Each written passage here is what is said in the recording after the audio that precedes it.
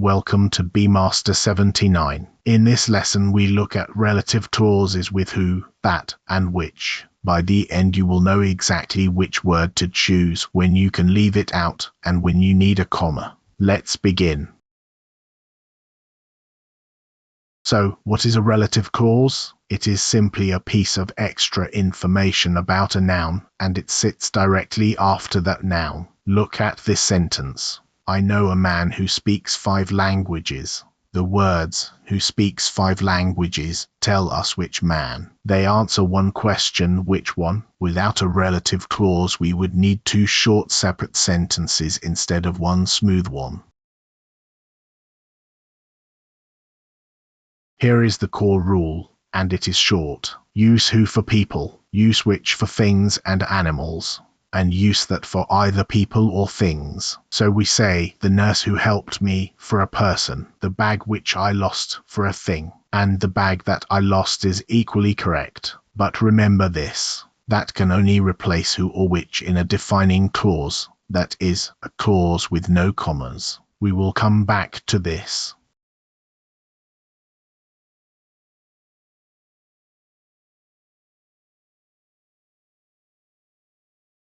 Let's start with who. Who is for people. The woman who lives next door is a doctor.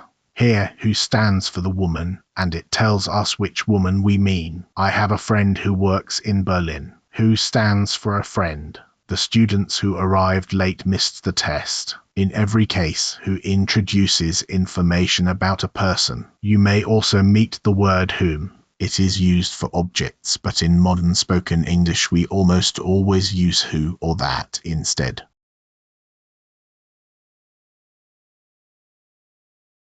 Now, which. Which is for things and for animals. This is the book which changed my life. Which stands for the book. She bought a car which uses very little fuel. Which stands for a car. And with animals, the cat which sleeps on my desk is called Nero. One more useful point, which can also point back to a whole idea, not just to one noun. He was late, which annoyed everyone. Here, which means the fact that he was late.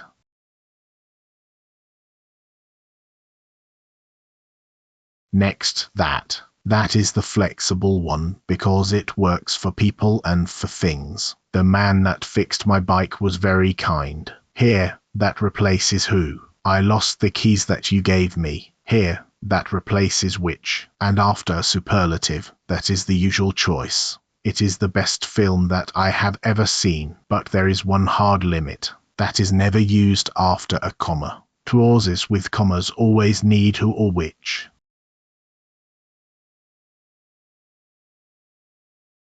Here is a technique you can use every time. To join 2 sentences, follow 3 steps. Step 1. Find the noun that is repeated. Step 2. Replace the repeated word with who or which. Step 3. Put the new clause directly after the noun. I met a girl. She works at the zoo. The repeated idea is the girl, so she becomes who. I met a girl who works at the zoo. Second example. This is the phone. It costs 600 euros. It becomes which. This is the phone which costs 600 euros.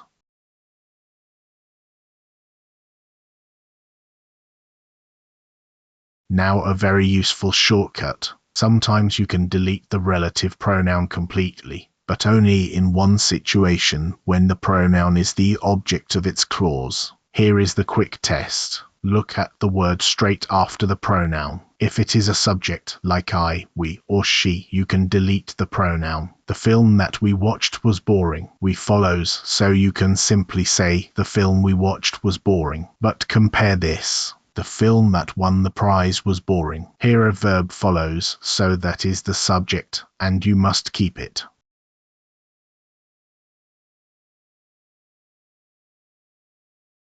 This is the point most learners find tricky, commas. A defining clause has no commas. It tells you which person or thing we mean, and it is essential. My sister who lives in Rome is a chef. That suggests I have more than one sister, and the clause tells you which one. A non-defining clause is written between commas. It adds extra information that you could remove. My sister, who lives in Rome, is a chef.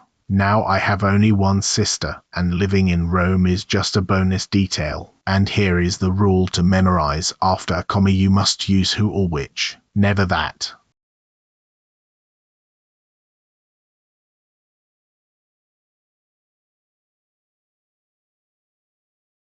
Let's fix the 4 commonest mistakes. Mistake 1. Repeating the pronoun. Do not say, the man who he lives here. Who already is the subject, so he is not needed. Mistake 2. The same problem with an object. Do not say, the book that I read it was long. That is already the object, so the word it must go. Mistake 3. Using that after a comma. Berlin, that is the capital, is wrong. It must be Berlin, which is the capital. And mistake 4. Using which for people. Do not say, the people which work here. Use who or that.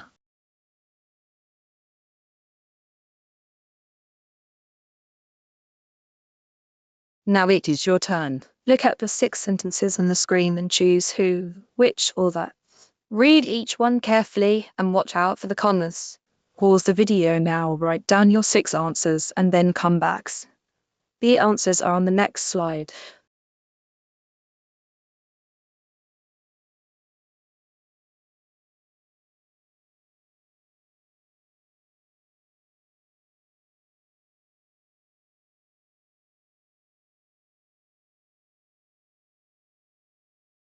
Here are the answers.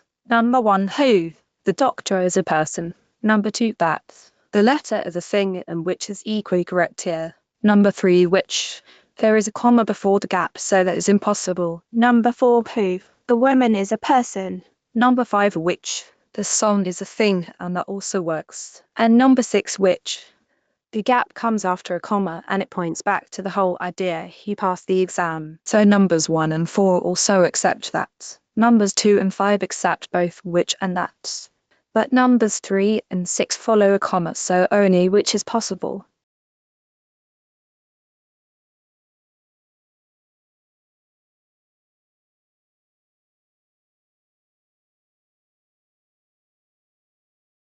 Let's recap in 5 lines. Who is for people, which is for things, animals, and whole ideas. That works for people or things, but never after a comma. You can drop the pronoun only when a subject follows it, as in, the film we saw. And finally, extra information goes between commas, and after a comma you use who or which.